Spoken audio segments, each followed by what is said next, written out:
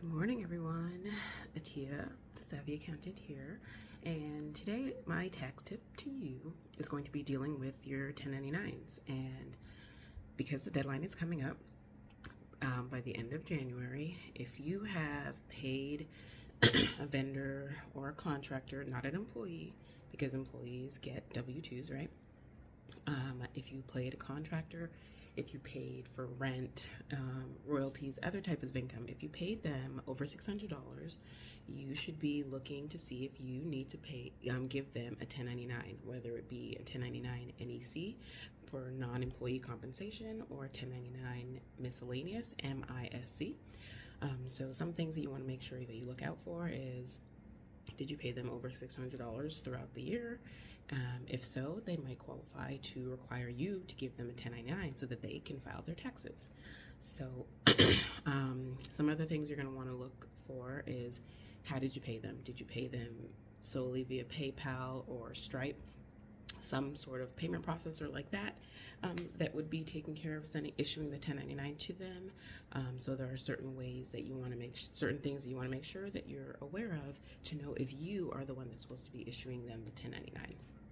But some things that I want to bring to your attention when it comes to 1099s and you issuing the 1099, the W-9 is a tax form that you should have collected before you issued any payment. So a tax tip that I like to tell small business owners is, go back to your employee days.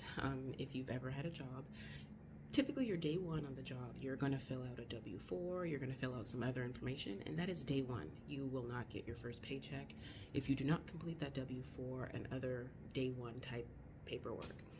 Get into that same habit as a business owner. If you are working with any vendors, request their W-9 the first day that you work with them.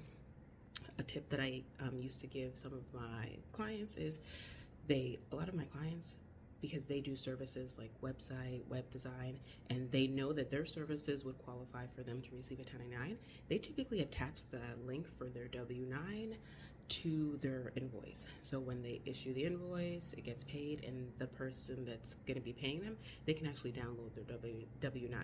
It's good practice. Once you complete your W-9, it's going to be issued. It's going to be like that for everybody that you have to give it to. So attaching it to your invoice is a tip that you can use so that they don't have to chase you down for your W-9. So the business owner that is going to do the paying, make sure it's a habit to collect a W-9 from any vendor that you're going to be working with. Even if you don't know if you're going to be paying them over the threshold of $600, it's good to have, because when it comes time to this time of the tax year where you have to issue those 1099s, if you don't have a W-9, sometimes it's really hard to get a hold, because a lot of vendors, not all, they tend to think if they don't give you the W-9, you can't issue a 1099.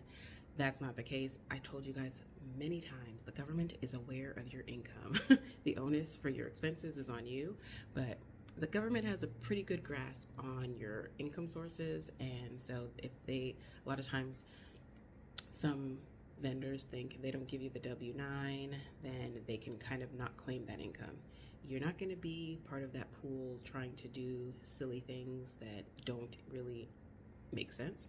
So try to collect the W-9, make it a business practice to collect the W-9 before you issue any payment. That is my tax tip for today. I hope you guys enjoyed. Atia, the Savvy Accountant. Bye.